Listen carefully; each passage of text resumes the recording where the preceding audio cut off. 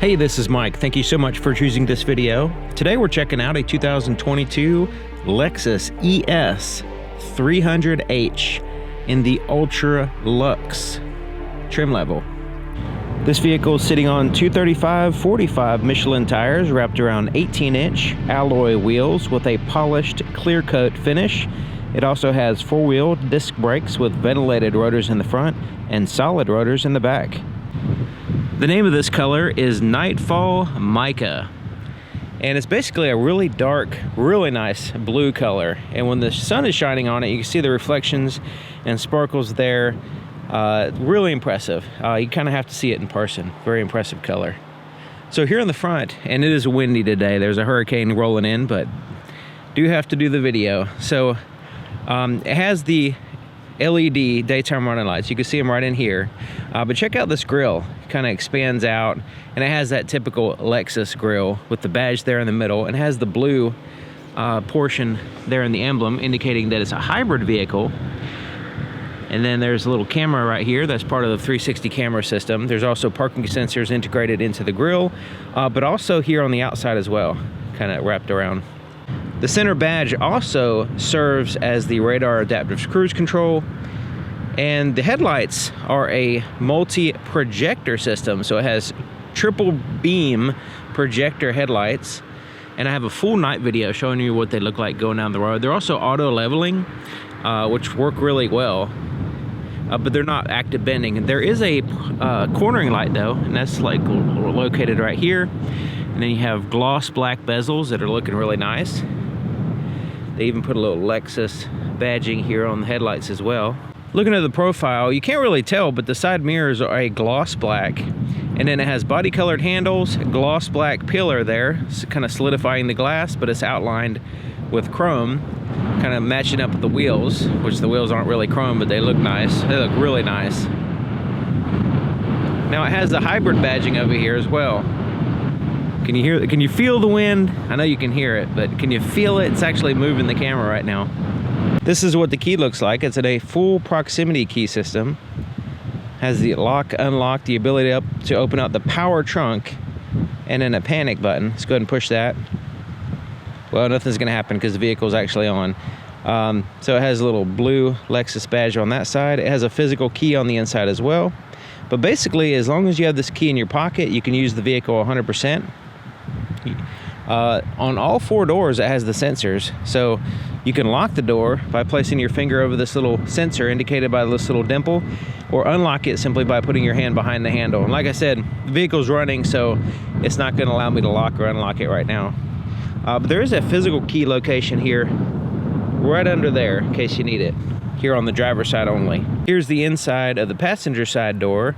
Now the surfaces feel really good. You have a soft touch surface here around your arm, this area, and check it out, it has these like little lines in there. And it's like a brown color, and then you have like a gray and then a black portion here, and this is intended to look like wood. But yeah, this is all like a superficially soft, but it is soft there. Nice looking handles. I really like those handles.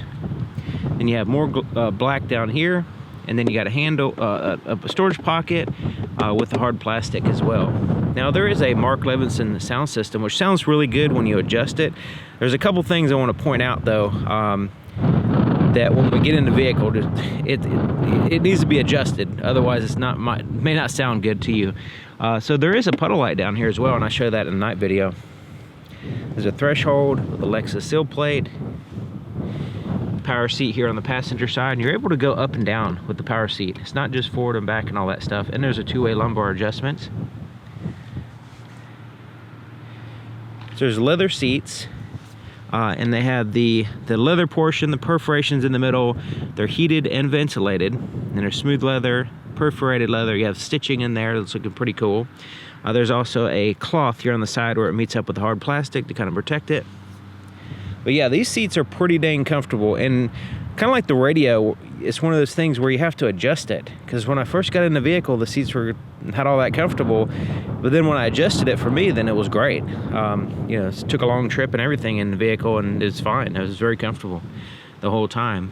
There's the floor mat, plenty of legroom here, and this is soft touch here. And you can see the carpet is nice and thick. There's a glove compartment, and it's filled up with the manual. So basically just big enough to put the manual in there. But this right here is soft, right here. That's soft touch here, and it's very soft actually. And then you have the non-reflective soft surface up here. It's like an injection molded type thing with the simulated stitching. And there's like this accent light. You got to see it at night. It's very, very subtle.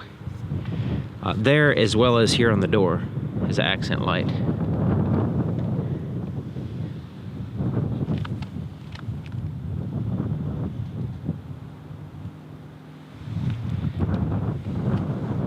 Door opening here in the front is fantastic. It's very easy to get in and out of the vehicle. Lots of headroom, just plenty of space. Your legs could just go right on in.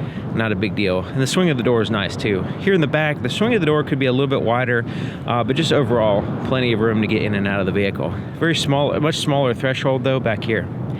You can see the back door has a shade. It's actually a double shade. You have one here, and it retracts into the door. I like the ones where it has the connections there in the center so you can have more control. These are kind of far apart. But it retracts into the door, and then you have this other one over here which retracts into this little pillar, which is cool.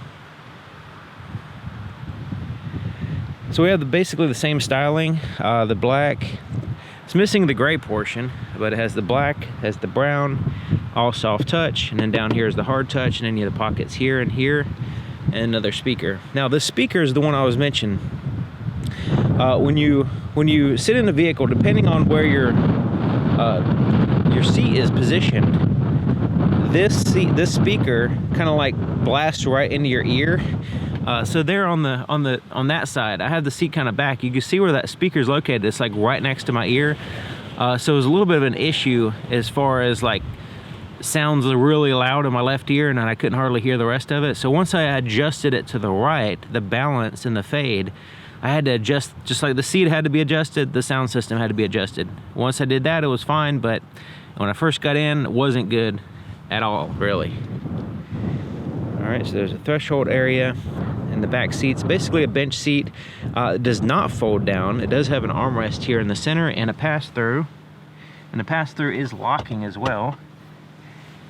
This has some cup holders in it. Very soft armrest. This lifts up in case you need a center passenger.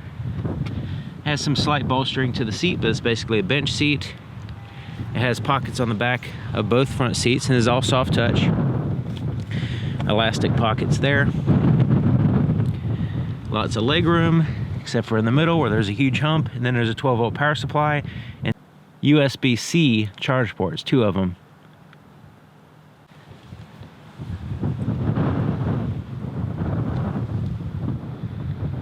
Not the best interior lighting. I go over that in the night video, so you can check that out.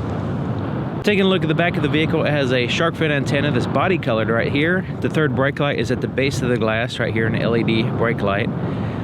There is a deck lid spoiler that's attached to the trunk here. We have more chrome, the badging, parking sensors across the back, and they're kind of in the body colored portion, so they blend in nicely. The backup camera is in a great position. Right here in the very center is integrated fairly well to the vehicle. Doesn't look tacked on or anything. These down here are reflectors, not lights, and then you have some more chrome as well. The exhaust is hidden, pretty good. And the tail lights are LED, full LED. Turn signals are amber. Tail lights are red, and then it has really nice, sharp, bright reverse LEDs. Pretty cool. So it has a power trunk, and you can use the key to open it up, or there's a button right here above that E, right in this area here to the far right. You just reach in here and you push that, and it'll lift it up for you. You can see there's the close button. There's also a emergency release there, carpeted on the underside of the trunk lid. And here's the cargo area. You can see the opening is fairly decent. Here's the cargo area, and it's plenty of room back here. There's a first aid kit here on the left side, tie downs. There's also a little port right there. You can access the release to the fuel door. If the power's not working or something, that's a manual release for that. Now the seat does not fold down, so this is a hybrid, but you can see it has that pass-through right there. Mostly carpeted, but you'll notice up here it's not. Just have all this exposed metal and different sharp objects here. So if you're cramming your luggage in here, this might be an issue, scratching your luggage or whatever. But the rest of it's carpeted. It also has these arms that as they come down, they kind of go into the cargo area a little bit, so that kind of limits your space. Now under here, you can see this little guy right here kind of hooks there, but this is real flimsy, kind of like a plastic cardboard type material, but it rests on this very strong, or pretty strong styrofoam type surface. So you can put a lot of stuff on top of it. It's not really a big deal. But as far as like, super heavy stuff, it might be an issue. There's the jack, the tools, and then underneath this, you'll find your spare tire. And you can utilize the space around the spare tire a little bit more for cargo area, just a little bit of extra stuff. So there's the button right here to open it up here on the far right, and it's kind of rubberized, so you can tell where it is. And then you have your tag lights, the backup camera, and then over here is a physical key location, so you can open up the trunk with a physical key when needed. Lowering it, you just push this button and it's power close.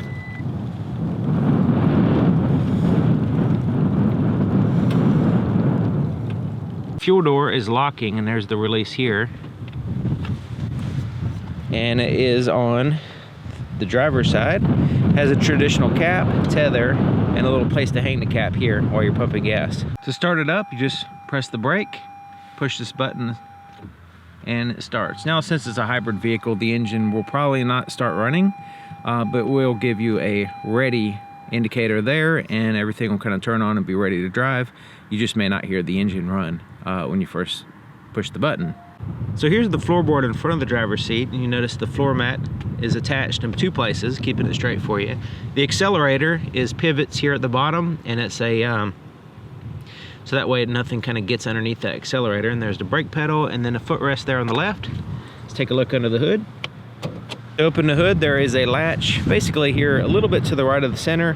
So there's the center line, it's right here to the right of that, and you lift up and kind of to the left, and then it releases the hood right there. So that's what you're doing.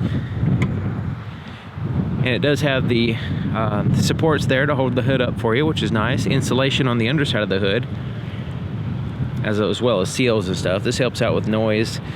You can still hear the engine though, so it helps out, but still a loud engine sometimes when it starts up when you're driving. Okay, so it has this brace across the back here, connecting both strut towers, insulation there on the firewall.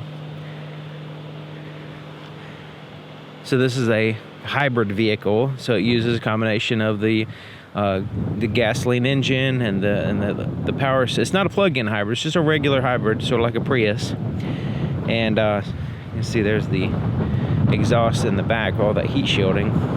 This is a 2.5 liter 4-cylinder engine, hybrid drive is what they call it, and it puts out a total, with the electric and the gasoline, a total of 215 horsepower, which is kind of surprising to me because this vehicle is pretty decent as far as the way it feels, especially on the highway. You're able to accelerate and change lanes and pass people and all that stuff without a problem. So I was kind of surprised at that horsepower number. It does feel stronger than that, of course. And now this is a CVT transmission, just like basically the Prius. And this proven reliability and feels nice. It's not like a weird wonky transmission. It feels good, and it's able to accelerate nicely and get good gas mileage, so that's all that counts. That's all that matters, I guess. Not that quiet though. This is not a quiet engine. When the engine starts up, you will hear it.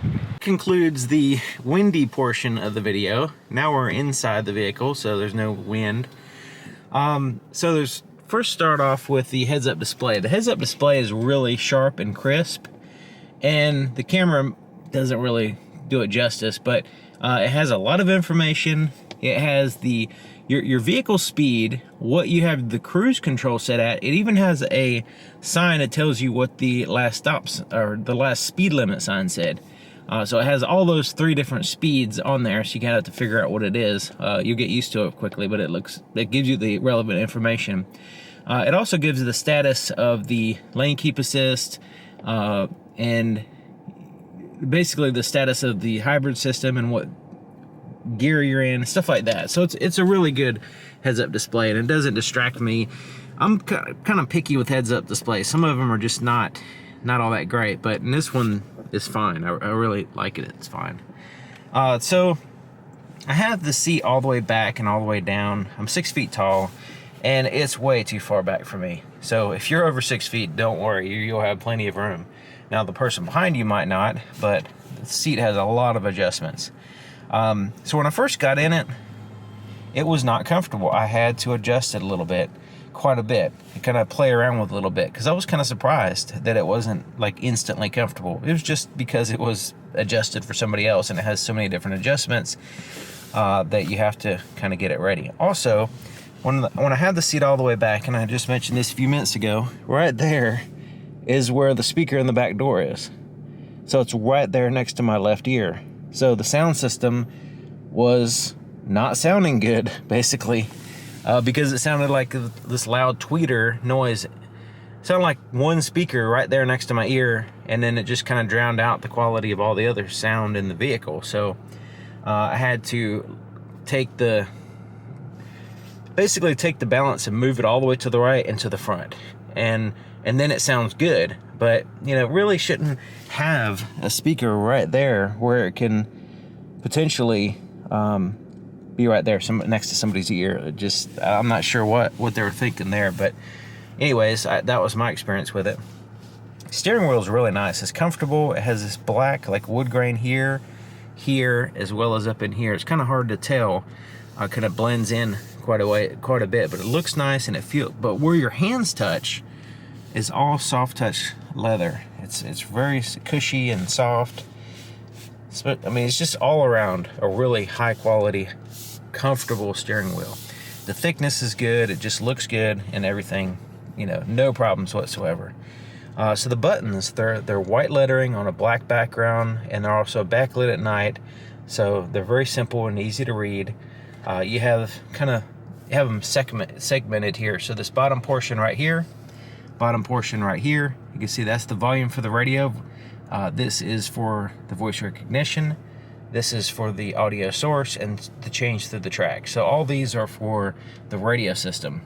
Above it is a separate thing. So this is the cruise control. So in this case, it's the adaptive cruise control. So you can turn it on, set, resume, and cancel. So it's basic. It has an adaptive cruise control where you can set the distance between you and the vehicle in front of you there. It has 3 settings. Haven't had any problem with them. It keeps me at a safe distance at high speeds, low speeds, all that stuff. And then also your lane keep assist, lane tracing. And that does a decent job. It kind of, depending on the road surface and all that stuff, sometimes I turn it off, but usually it's fine leaving it on. Here on the left side, these buttons correspond with the screen here. We'll get to that in a minute. There's the one button for answering or hanging up, and for your phone. Now, if somebody's trying to call you and you want to reject them, you can't push that button. There's no hang up button. There's only one button for both. So you have to refer to the screen to do that. So I like the vehicles that have 2 separate ones, one for hanging up, one for answering. So this one doesn't have that, but it does have a button there. This is the more buttons for this screen up here. So it does have the paddle shifters. Now it is a CVT transmission, but if you want to, kind of suggest a higher or lower speed ratio, you can do that with the paddle shifters. Windshield wiper controls are here. It does have an automatic function. The rain sensing system that works pretty dang good. And then the turn signal also has the headlight switch, which has the daytime running lights off, automatic, parking, and headlights here. Now the turn on and off the automatic headlights, high beams, is right there, and it has a little indicator light that is on or off. It's hard to tell during the day, but it is bright at night. And it works fairly well. I'll show you that in the night video. So up here is to turn off the traction control. Default is on. Here on the right side is to change the drive modes. So it's sport, normal, and eco. Eco is a little bit too slow for me. Normal is fine. Sport's a little bit too aggressive, so I just keep it normal. The sun keeps coming in and out of the clouds, so I had to put the shade up. It was quite cloudy a few minutes ago. Now it's kind of bright. Anyways, so here's the gauges, and you can see it has a large digital speedometer, what gear you're in. On the right side is the engine coolant temperature, and then the fuel gauge.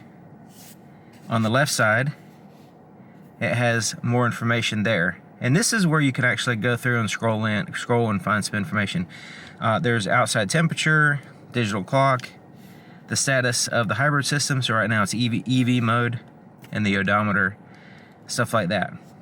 Using these buttons right here, we can interact with this little menu system right here. You can see those little icons there at the top.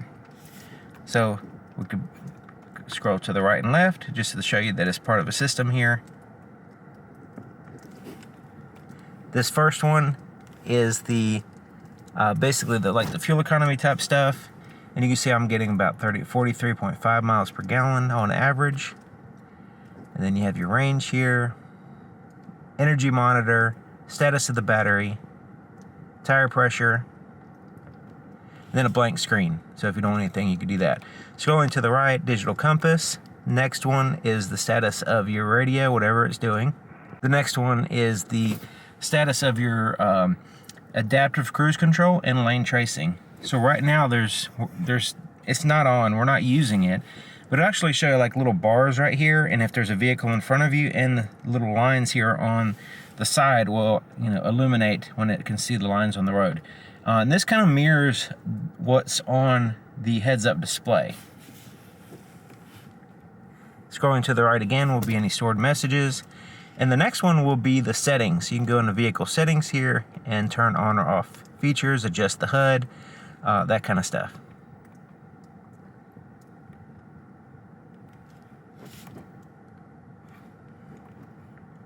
Scrolling to the right again takes you back to the original screen here. So that's kind of a quick rundown of what that additional information screen is all about and how to use it. The screen over here is a touch screen. But it also has like this little pad right here that you can move around what looks like a mouse here on the screen and make selections. Now it'll snap into certain things and make like a little sound and a little vibration there on the pad. But it's not as intuitive. Like, it's not something you want to play around with while you're driving, in my opinion. It's better if you're going to make a selection on something, I would say do it with your finger, just quickly, just like, hey, I want to go here to the audio, It's real simple than trying to take your hand, even though it's like down here, you kind of have to like, as you're driving, your finger kind of moves around, and like you're like, oh, there's where I want. I got the selection that I want. I want to hit that pause button, right? But as you're driving, you like hit a bump, and then all of a sudden you're over here by the time you press it. That kind of stuff. It's just kind of, it's not all that great. It's for, and like I don't like that kind of system. I'd rather just hit the button on the screen and be done with it. And so what I found myself doing is just trying not to interact with the screen at all while I was driving. So you can see there's the icons here at the bottom. When you push the menu button, this is what pops up. There's the different apps here. That's the Inform app suite. There's the map. Let's go into, so we saw the audio. There's different audio sources here. So you can change the source, AM, FM, satellite radio. It does have an optical drive as well. USB, Bluetooth, and auxiliary inputs are all available. It does have Apple CarPlay and Android Auto as well. All right, and then once you pair your phone, you have access to that there. The projection is with the Apple CarPlay, Android Auto. Information about the vehicle here. So this would be like your fuel economy. And then you can get weather and stuff like that as well. All right, there's the information. We saw that. Let's get back out of that. And the next one is the setup. And we can go in here and adjust quite a bit of stuff. You notice it doesn't go back to where you were. It goes back to where it once originally was, I guess. All right, so there's that. So if we hit the back button, it goes here. So we go here, go to setup. So when you hit setup, you can set up, basically adjust different settings here. Anything you want, vehicle settings, that kind of stuff. There's the light settings. Now, when you're in the this screen right here, if you were to hover using this little pad, if you hover over an icon instead of just selecting it, it pops up additional options. So that's one of the benefits of using that touchpad instead of just hitting the screen here. So you can rest on the one you want, and then basically you can go into the sub menu simply by just going right above it. We'll go ahead and hit climate so we can look at that. So this is where you can go into your climate settings on the screen. There is some below as well, we'll get to in a minute. So there's the driver and the passenger temperatures, the fan speed and all that stuff. You also have the heated steering wheel and heated seats. But you notice that there is, you notice that right out here, there is a separate portion over here that's popped out. You can make that go away. You can also change what's there. So if you want the navigation map, while you have something else here, you can have that, or you can have the radio, or you can have the different trip information there, the fuel economy and all that, or you can have the climate control. So you can have it in both places if you want to. But I find that what I typically, if I'm traveling, I have the map here and then the radio there, smaller, which works fine. There's like an analog clock here. And so down here is the four-way flashers, and then here's where you get more climate control buttons. Now it would be nice if they had a ability to sync the driver and passenger temperatures. Let's go ahead and turn it on so you can see what I'm talking about. So there's the temperature, there's the passenger side temperature, there's the fan speed where you want the air to blow, front and rear defrosters, recirculate the air, all that stuff. But as far as like adjusting right down here, if you want the temperature to be the same on both sides, so most vehicles have a button down here that says either, dual or sync or something like that, to where you can make it both at the same time. So this one does have the word dual right there, but as far as like selecting that and changing it, it's not very intuitive to do that. So yeah, I wish there was like a very easy way to change it to where you just like everything's the same temperature, instead of having that, you have to go apparently into some sub menu in order to make that selection. Now there is quick access like radio, media, change to the audio tracks right here, so you can quickly do that. The volume knob is here on the top part, and then this back portion is the tune knob. So it's this two knobs in one, which is really handy. There's the heated and ventilated seats here for the driver, the passenger. There's a steering wheel. There's also a rear shade, which you push that and raises up there in the back. And then there's the optical CD drive here as well. Move my cup out of the way. So this is to demonstrate, the demonstrated cup. So this closes, opens up. There's a cup holder here, a little place to put something here, as well as a USB ports and a auxiliary input. Now this comes out, so you can utilize that space for other things besides cups. You can also, the way this cup holder is, it has this little arms right here. So this is the best cup holder. I like this cup holder a lot. This one, on the other hand, isn't all that great. There's nothing to take up the slack. Now it has a this little floor that comes down to make it shallower, but the normal part is deeper. So when you put the cup in here, it goes way down in there. But still, there's nothing to take up the slack. So this cup holder's, I just use that one mostly. This one is not as functional. I mean, it's okay for like putting your phone or something in there, but as far as like actually using it as a cup holder, it's not all that great. And this is a little armrest for that right there. That's what that's for. And then you have the buttons around it. Now here's the shifter. Let's go ahead and put it in reverse, so we can see the camera system here. So there's two different views. You have this one and this one. And then there's the top view there, kind of stitches everything together. And it also has the button over here. Push that, and you can see the front part.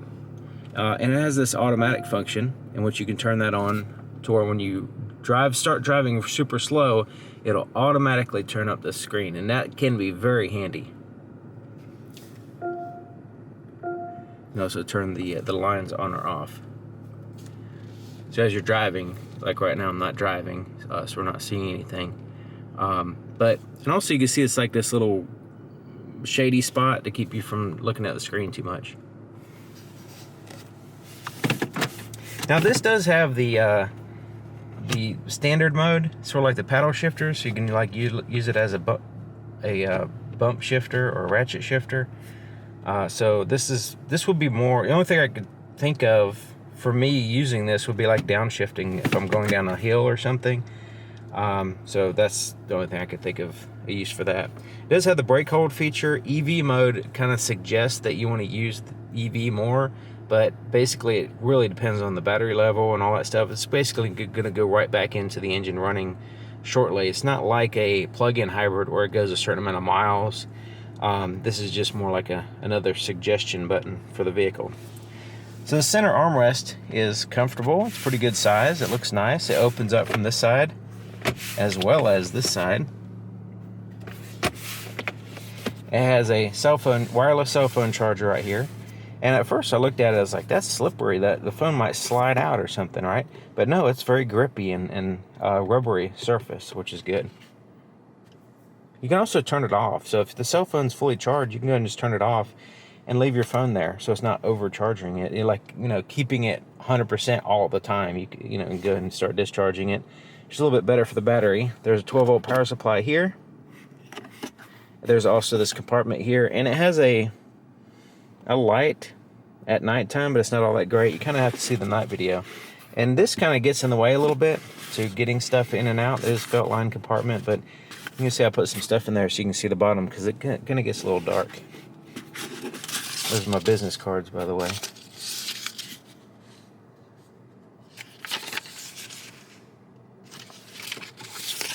All right.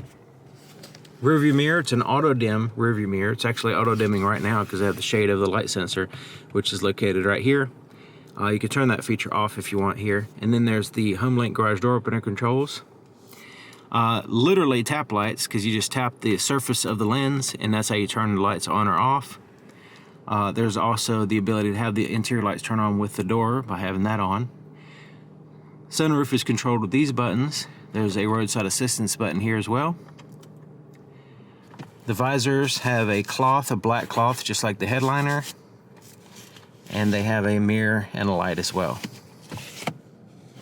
Kind of small mirror, I guess. There's also like this little compartment right here. You could put in registration or something.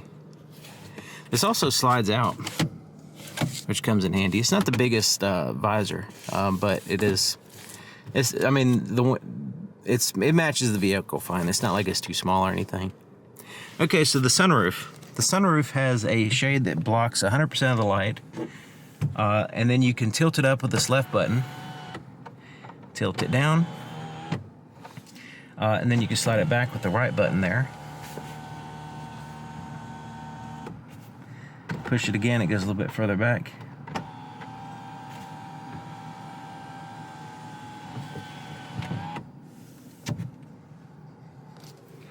Okay, looking at the visibility there in the back, haven't had any problems at all.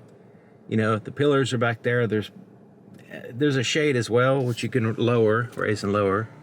And when you put it in reverse, it'll lower automatically as well.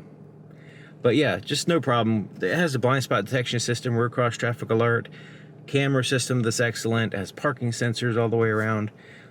So yeah, I mean, visibility's fine, and the technology adds to that and makes it even more safe. So hadn't had any problem at all driving a vehicle, changing lanes at high speed, anything like that. This camera system works really good in parking lots and just overall in general when you're parking and maneuvering in tight spaces especially. And the width of the screen takes advantage, for the most part, takes advantage of the views here. Now, the top down, in conjunction with this other one, so that's the front view, this is the back view. So it does really help out a lot. So that's one of the things. It also has the automatic selection there. So when you start going slow, it'll turn on automatically. I'll go ahead and turn that on now. I turn it on most of the time, but here recently, for various reasons, I had to turn it off. But it is a feature I really enjoy in the Toyota and Lexus vehicles.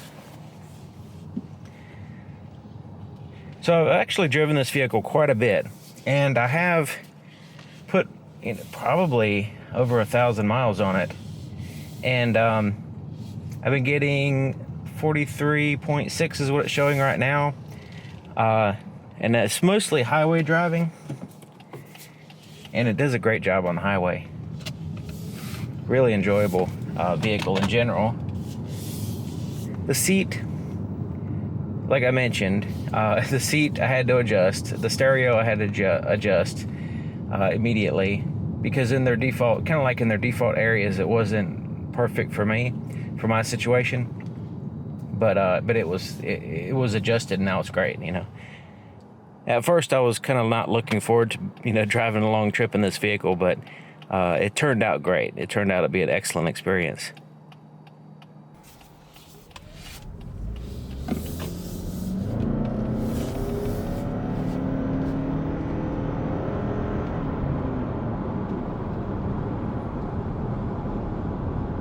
Now, when the engine kicks in, sometimes it's a little loud.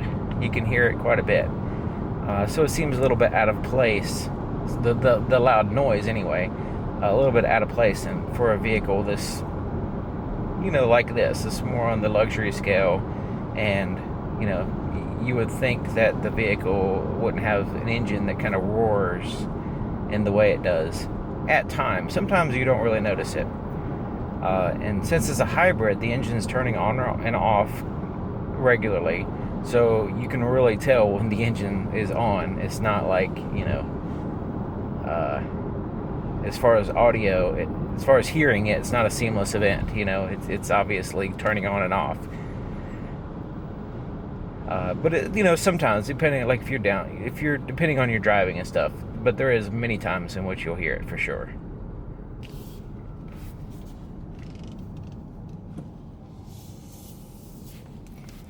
And it has an EV mode, which you can select only when the battery is charged a little bit. And also, even if you do have it selected, the engine's going to turn on if you accelerate too fast and stuff like that. So it's just kind of like a suggestion button. So at these speeds here, now this is a exceptionally kind of smooth and road, and it's not really a big deal, but just in general, I was really impressed with the suspension system overall.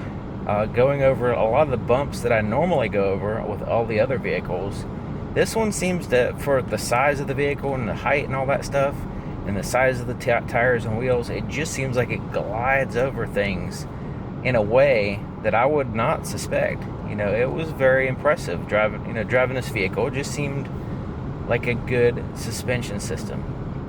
It's very enjoyable. The adaptive cruise control works well. There's only 3 settings as far as distance between you and the vehicle in front of you, but it's okay. It works fine. Now the lane keep assist, the lane tracing system that holds the wheel, like it follows the lane is pretty good.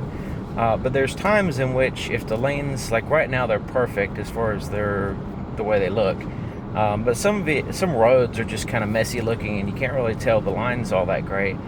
So it kind of sometimes wanders a little bit, and it kind of like struggles, but it's one of those things where it kind of fights against you as you're driving. So there's times in which you probably want to turn it off. On a road like this, it's not a big deal, but sometimes, especially when it's wet, like I was driving and it was wet, and the road wasn't clearly marked. I mean, it was clearly marked, but there was like skid marks and all kinds of other stuff on the road, and so the vehicle was kind of like, you know, jerking the wheel a little bit.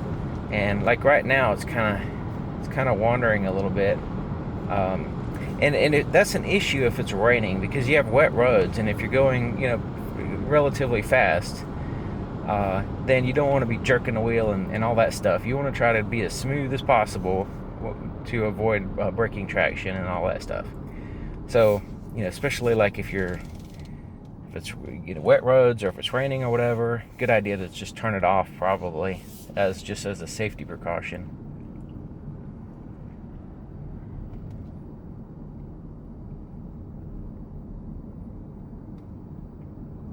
But as far as a sedan, like a vehicle this size and all that stuff, a lot of people are transitioning to like compact SUVs and stuff. But as far as this type of vehicle, I've been very impressed. You know, there's a few things that are kind of weird, you know, the cup holder system over here, and you know, just a few things that I had to get accustomed to, that, you know, at first I was like, this probably, it could be designed a little bit better, and it probably can, but overall I think it's a good vehicle for a lot of people. You know, considering it's a hybrid, you get that, you have good power, you have good fuel economy, and it has a relatively small gas tank, which is not a big deal because you got over 500 miles of range. So that's plenty. Navigation system works pretty good. I mean, I used it during the trip, and I was successful in my, you know, going to my destinations and stuff. And so all that's good. The way the system works, it is a touch screen, so you can touch the screen, it's fine. And then it has a little touchpad down here, which I'm not a really big fan of the touchpad in the Lexus in general. For me, navigating and stuff, it's a little bit distracting from the road, so I just try to leave it alone. And if I need to, you know, interact with something, I just quickly touch it, and I'm not really fumbling around with like a mouse type system.